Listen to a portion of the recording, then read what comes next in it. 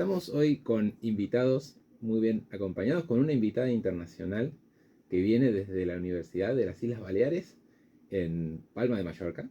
Como decimos los argentinos, Mallorca. Hola Amparo, ¿cómo estás? Hola, ¿qué tal? Encantada de estar Y aquí. vino con Hugo Marrero, con Hugo. Hola, ¿qué tal? Buenas tardes, ¿cómo están? Y bueno, contanos de dónde sos, qué estudiás, todo queremos saber. Todo. Todo. Bueno, pues como has dicho, yo trabajo en la Universidad de las Islas Baleares y en lo que trabajamos es en estudiar cómo los cambios del paisaje por cambios de uso del suelo afectan a los polinizadores y a la producción de frutos, tanto en cultivos como en plantas silvestres.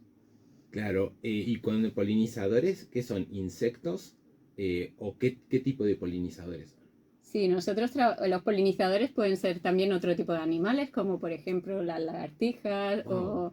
o los murciélagos, pero con los que nosotros trabajamos, que son la mayoría de ellos, son insectos, y tenemos abejas, avispas, moscas, escarabajos, mariposas. Porque hablamos con Hugo, que ha venido antes, estudian las abejas, que son como las principales, ¿no? Las más conocidas. Y está bueno que la audiencia sepa que también me sorprendés con lo de las lagartijas. Sí, allí de hecho en las islas es un fenómeno sobre todo de islas que se da la polinización de lagartijas, no se suele dar en continente.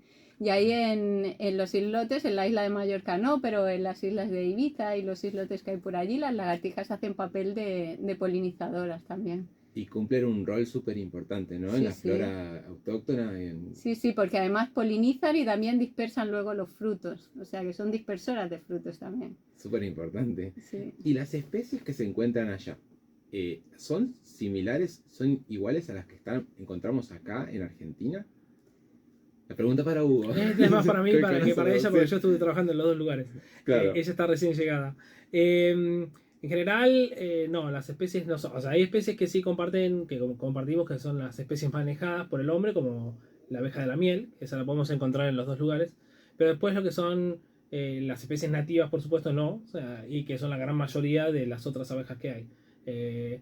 Sí hay especies, no la misma especie, pero el mismo género. Son como grupos hermanos que están en los dos lugares, ¿sí? Pero Claro. no son las mismas especies. No es que una especie van y la traen para acá. La otra vez hablábamos con Julia Pizán, que trabaja en caracoles, está también en el CERSOS, en el CONICET de Bahía Blanca, donde contaba que había una especie de caracoles que se llama rumina, que son como los alargados, que son del Mediterráneo, y que también llegaron acá, a Argentina, y se expanden rápidamente. Es como que no dicen que son invasoras, pero es una especie similar.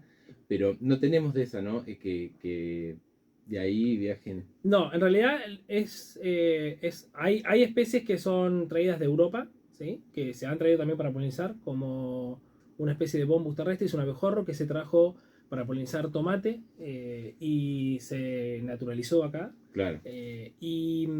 No son muchos los insectos que podemos encontrar, y menos abejas, ¿no? Acá hay una abeja que se usa para polinizar alfalfa, que se llama Meaquila rotundata, que es una abeja cortadora de hojas, que esa abeja no es de acá y ahora la tenemos en Bahía Blanca. Ah, llegó. Sí, sí, en realidad la trajeron para polinizar alfalfa, es una abeja que es asiática, la alfalfa también es asiática, es el polinizador nativo en Asia, y trajeron la abeja y también la alfalfa, Sí. y ahora se naturalizó y está dentro de la ciudad. Se pueden encontrar a veces esa especie u otra que es muy parecida, que también vino de afuera, que es otro megaquile que se llama concina. Pero esas son, te diría que las especies que tenemos en Bahía Blanca, que son exóticas. ¿Y cómo llegaron esas de afuera? Y ¿Viajando? se trajeron, o sea, antes en el 2010 en el 2010 se prohibió el ingreso de esas abejas, pero antes se Claro. comercializaba Y y ahí se quedaron. traía, ¿sí? En Escazú, en el año 60, se empezó a importar megaquile para polinizar alfalfa. Claro. Ahí ya se importó, se metió un montón y después se naturalizó, se hizo nativo. O sea, y Megaquile rotundata era lo que se comercializaba para polinizar alfalfa. Y junto con el Megaquile rotundata se piensa que entró también en la otra especie, que es Megaquile concina, que cuando vos la ves igual son prácticamente iguales. Parecidas. O sea, sí, O sea, es no muy la puedes parecida. distinguir. No, tenés Y, que y verla también están en enjambres, o sea, ¿son solitarias o...? No, son abejas solitarias, Ah, eso. y usan agujeros preexistentes para para criar, digamos, para hacer sus nidos. Las que pueden entrar en tus hoteles de insectos. Exactamente. De hecho, tenemos en nuestros hoteles para insectos de acá de Bahía Blanca, tenemos una de estas dos especies. Ah, genial. Y Amparo, ahí en la isla, que nosotros amamos la isla de Mallorca, yo tengo familia ahí, mucho argentino, ¿no? Una Sí, sí, sí, un inmigración montón. de Argentina. Mi tío, por ejemplo, hace 22 años fue y formó familia y demás. Yo tengo familia mallorquina. Y en la isla, cuando hay especies invasoras. Sí, hay especies invasoras, claro, hay un montón de especies invasoras porque en las islas esto siempre es un problema porque entran por los barcos y Sí, se ¿no? expanden por todo. Pero bueno, en cuanto a los polinizadores que nosotros trabajamos, en realidad no. No. De polinizadores no hay más problema quizá con las plantas. Sí. Claro, ¿y ahí qué les pasa? ¿Les altera? Lo que pasa con las plantas es que suelen ser plantas de jardín muy vistosas, con flores muy grandes, muy bonitas y tal, y que traen mucho a los polinizadores también por el néctar que tienen o por el polen.